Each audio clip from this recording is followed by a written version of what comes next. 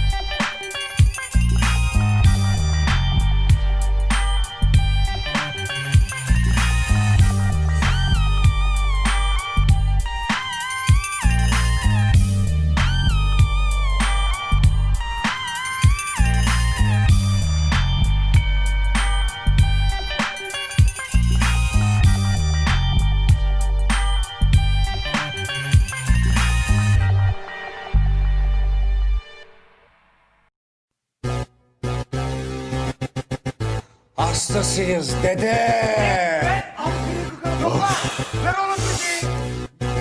Ses ver Adana, zirveden selam. Durmak yok omi, patlamaya devam. Yok bundan sonra size sigara filan. Uçuyor yıldızlara müptezel bayan. Ses ver Adana, zirveden selam. Durmak yok omi, patlamaya devam. Yok bundan sonra size sigara filan. Uçuyor yıldızlara müptezel bayan. Harmanım, baba nerede çarşafım? Gördüğüm bu paketler benim dermanım. Hoppa yavaşça açıldı fermanım. Sakın kaçma buraya gel la kezbanım. Adana çocuğu aga şehrimin delisi. Olay büyük kardeş mevzu kendisi. Plaka 01 korkumuz dinle. Yazmak için yine yuttun bence.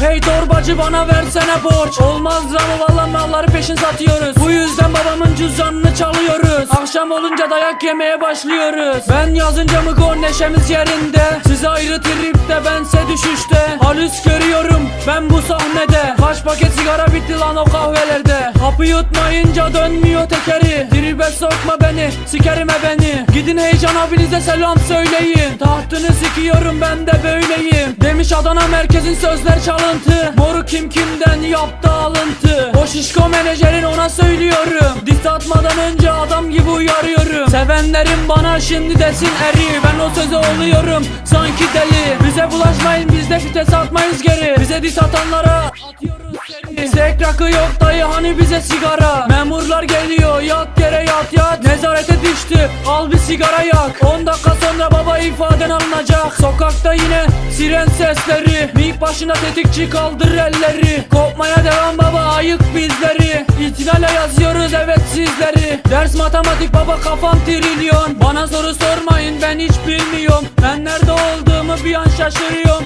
Hocam diyor evladım gel sen kaşınıyorsun. 70'lik daha bu çocuk dolmadı. Kafası güzelken banka soymadı. Bu olay bitmedi mevzu olmadı. Bir sigara çözün bana neşem kalmadı. Ses ver Adana zirveden selam. Durmak yok omi patlamaya devam. Yok bundan sonra size sigara filan. Uçuyor yıldızlara müptezel bayan. Keyya isyan tetik. Burası Adana Seyhan. Yükselen sesler record. Burası Sarı Emzalı. Yeah yeah yeah. Vedo yemek getir hacım amına.